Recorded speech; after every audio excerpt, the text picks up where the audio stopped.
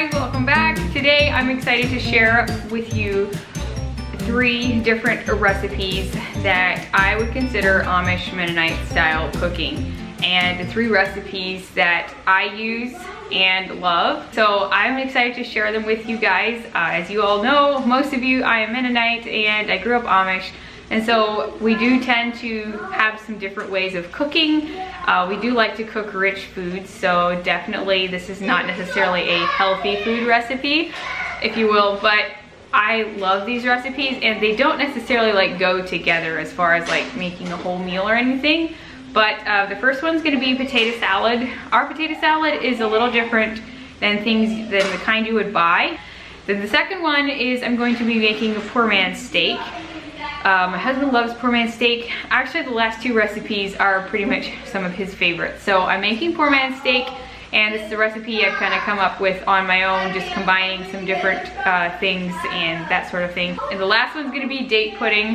My husband loves date pudding. It's his favorite dessert, so I'll get into that in a little bit. So yeah, definitely a random assortment of recipes. So at this point, it looks like I'll be making 3. If I happen to decide to do something else, I will throw that in yet at the end. If you're new here, I'd love to have you subscribe and join our channel. We are living here in Florida and we do lots of home lifestyle related videos. All of these recipes will be linked down in the description box, which is the little arrow underneath the video title if you don't know where that is. So I will go ahead and put all of these here. One recipe is my mother-in-law's, which I got from permission from her, and the other 2 are kind of ones that I have tweaked and made up to be my own. So I hope you enjoy it, and I'm just gonna go ahead and get started. Here are the ingredients you are going to need for potato salad. I usually take the easy way out and use the country style shredded hash brown potatoes, but the key is cooking them in the microwave for several minutes, like until they're basically cooked or partially cooked. Otherwise, they're just gonna taste kind of like flat frozen potatoes. So you don't have to go through the whole process of cooking the potatoes and shredding them and yada yada. This is kind of my hack of doing it and the way my mom did it. You're gonna need hard-boiled eggs, about 12 of them. This is gonna make 1 gallon. Hard-boiled eggs, some salt, an onion. I use Miracle Whip, mustard, vinegar, sugar, celery. The first thing I'm gonna do is cook my hash browns in the microwave, and while those are cooking, I'm going to be dicing up my celery and onion.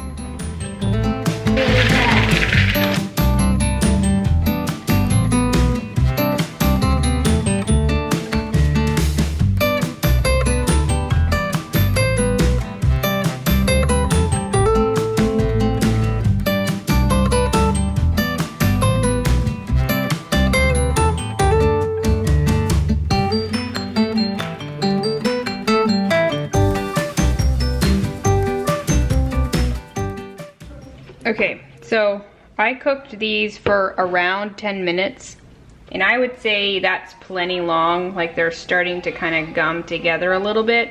So probably more like 8 or 9 minutes, at least for your normal microwave. But 1 bag only makes 6 cups, so I'm trying to decide what I want to do. Do I want to make another? I think I'm just gonna do the other bag right away, and I'll just make a big batch, which is what the recipe calls for, 12 cups, I think. So I'm gonna put this in the fridge and let it cool down a little bit. While the other stuff is cooking, I'm gonna go ahead and make the dressing part of it.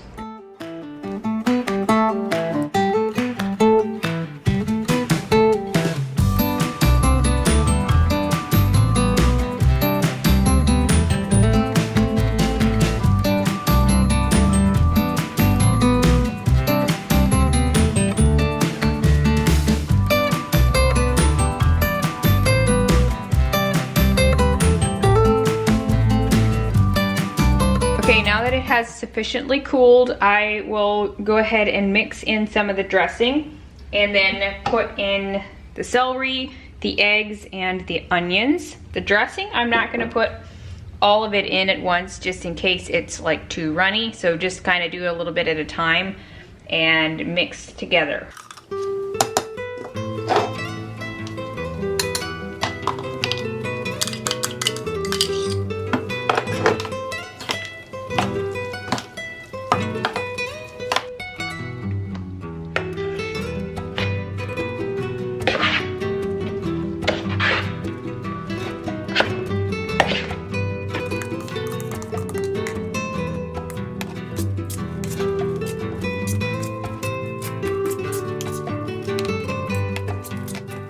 My cravings for potato salad have been filled. I guess I'm just gonna call it a craving because I've had potato salad on my mind for a while.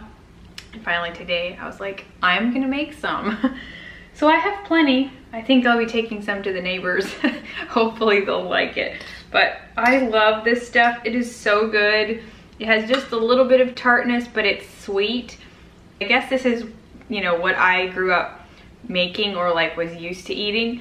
It's more sweet and has a little bit of tartness to it. And I'm not saying all Amish people and Mennonites make it exactly like this, but this is what I was used to, and so I'm calling it the Amish or Mennonite style potato salad because I love it.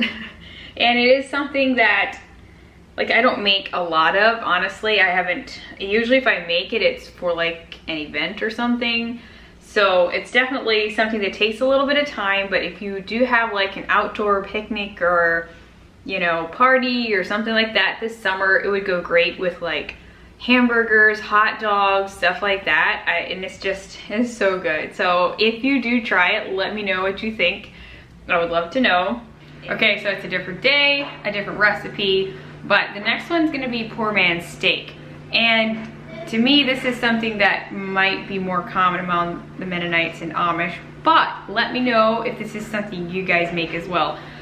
It's actually one of my husband's favorite dishes, and sadly I do not make it very often, and I really should because it's actually pretty good. So today I'm gonna try and show you guys how I make it. I'm kind of coming up with a recipe of my own, kind of combining a few things from several recipes, and I'm gonna try and give you guys a recipe to use as well.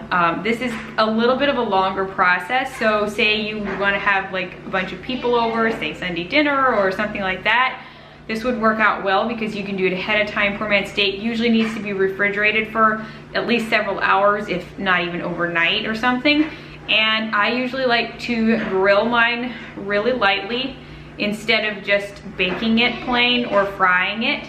So it gives like an extra flavor. So I'll just like grill each piece like just a little bit before I'm ready to bake it and stuff. So I'm gonna go ahead and show you guys what I do, and I will always make sure to have the recipe in my description box as well. So make sure you go check that out if you want the actual recipe. Okay, so for the hamburger part of it, you're gonna need ground beef or ground chuck, whatever you prefer to use. And I have, I think, around 3 pounds here. You're gonna want probably about 1/4 to 1/3 cup of onion. I just chopped some. And you're gonna need crackers, saltine crackers preferably, some salt, pepper, and some Greek seasoning. Now the Greek seasoning can sometimes be a little hard to find. I found this at Publix. I think that Walmart possibly has this occasionally. I don't know if it'll look like this, but in any case, it can be a little tricky to find, but it does add good flavor. This is also good with like green beans and different things like that. And then you're also gonna need some milk.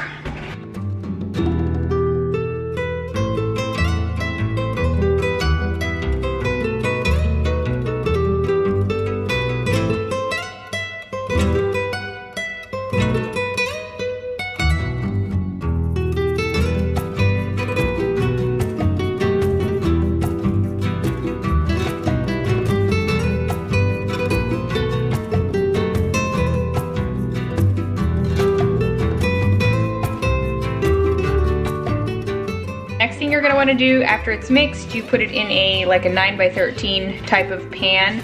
Just put it in there like flat. It should be, you know, a little thick, and then you put it in the fridge for at least several hours or overnight.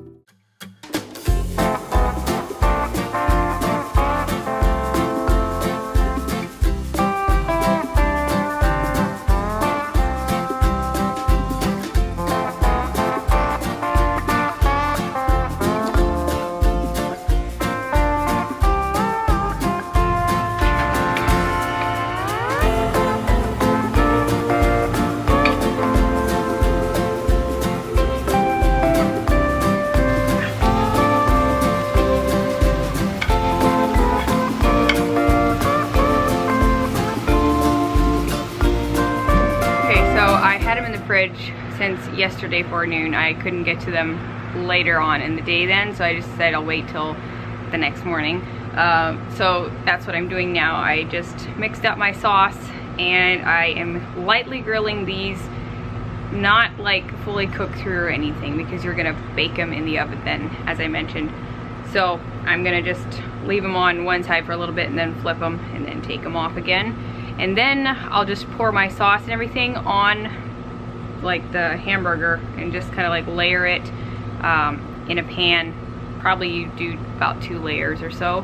I'll just kind of layer that in with it. If you'd want to add some mushrooms to it, you could. I don't really like mushrooms that much, but you could if you wanted to. And then I'll just bake it and I'll let you know what, or like how long it took. I just pulled my poor man steak out of the oven and I baked it for almost an hour at 350. So yeah, it could definitely be turned down lower. You could do it slower or something like that. But that was pulled out of the fridge cold. So definitely if you are, it depends how long you grill it. If you don't grill it very long, you would have to bake it, you know, longer, especially if you put it in right away. But if you grill it long enough, you won't have to bake it extremely long. So sorry for all the background noise too.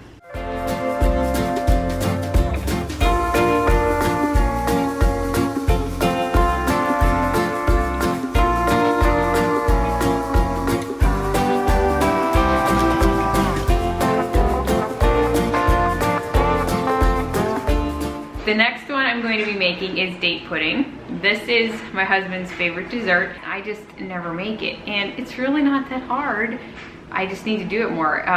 Thanksgiving, that's always a tradition among at least Mennonites and Amish. Maybe it is among, you know, everyone else too, I don't know. But in any case, they always had really good date pudding at their Thanksgiving meals. And so I have permission from my mother-in-law to use her recipe, and I'm gonna share it with you guys. And I don't know if you guys have made date pudding or not, but if you haven't, maybe you can give it a try. It's really not that hard. You do need to buy dates. I usually buy the chopped dates. I had made it one time where I had to chop them myself, and it just gets really gooey and messy. So I hope I have enough of the actual chopped dates to use those, but you're gonna soak them in hot water and like butter and stuff anyway, so they kind of soak up and they're not as dry. So it works out pretty well. But in any case, that's the recipe I'm making this morning. So let's go ahead and get started. Okay, so I just have this scribbled down a little bit here. It is 1 cup dates chopped, 1 cup hot water, 1 tablespoon butter, 1 teaspoon soda. Then you stir all that together and let it soak for 20 minutes. And then you add a cup of sugar, 1 egg, and 1 cup flour to that, and you bake it. It's kind of like a cake. Then you would bake that for, I'm not sure. I don't know if I have a time for that, but you put it in at like 350 and you can kind of tell when it's done. And then you have the sauce or the glaze, which is 2 cups brown sugar, a 1/4 cup flour, 1/2 teaspoon salt, 1/4 teaspoon cinnamon, 2 cups water, and you bring that to a boil and let it sit. And then you add a 1/4 cup of butter and vanilla. A little bit of vanilla, I just kind of, you know, pour a little bit in. So that is the date pudding recipe, and then you would layer it with the cake, then whipped topping and bananas, just sliced bananas. And so that is pretty much the recipe. It's not very hard. It's just, there's just a couple steps to it, and my husband loves it. I made it and he thought it was almost as good as his mom's or his aunt's. So, but it is a recipe, so you know, there's just different ways we put it together probably, you know how it goes. But in any case, he thought it was pretty good.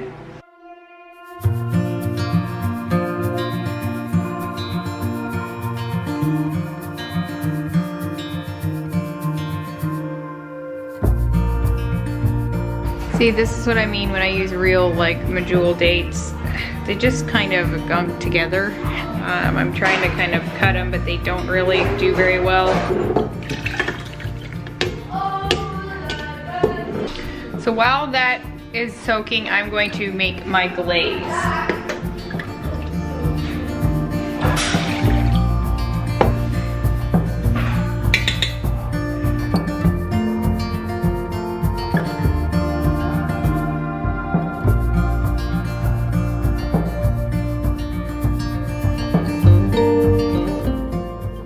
glaze recipe, make sure you put a heaping cup of the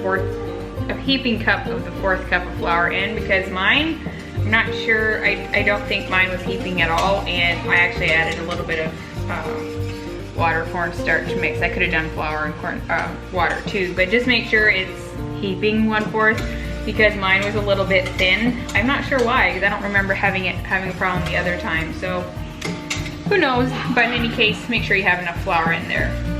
Okay, I'm getting ready to mix in the rest of the ingredients to my date part of the cake.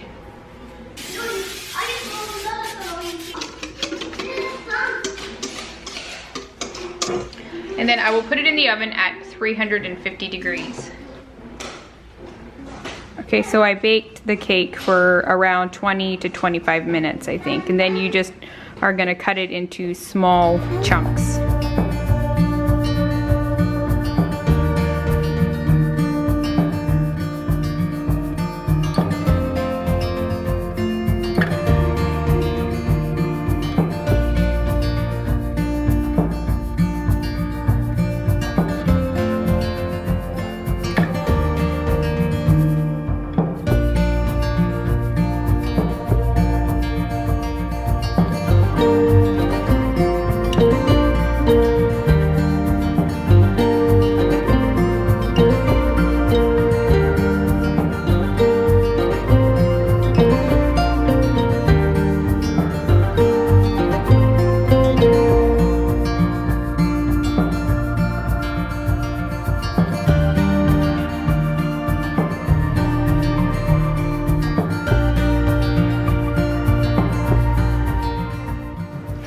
Alright, here she is, guys. This is usually how I do it. I just kind of layer it with bananas, whipped topping, the cake, and the glaze. It's pretty good, but yeah, this is hubby's favorite. I hope you all enjoyed the video today. If you like these kind of videos, let me know. Also, you can leave suggestions down below for recipes. Can't promise that I will make them or that I have recipes original like to me or our family, but I can do my best. I don't know, just go ahead and leave them down below. And if you are new, please hit that subscribe button and the notification bell right beside it if you so wish. I would love that, and I just thank you guys so much for all of your support and encouragement the last couple weeks and everything. I just really appreciate it. So thank you guys so much. I will talk to you later. Bye.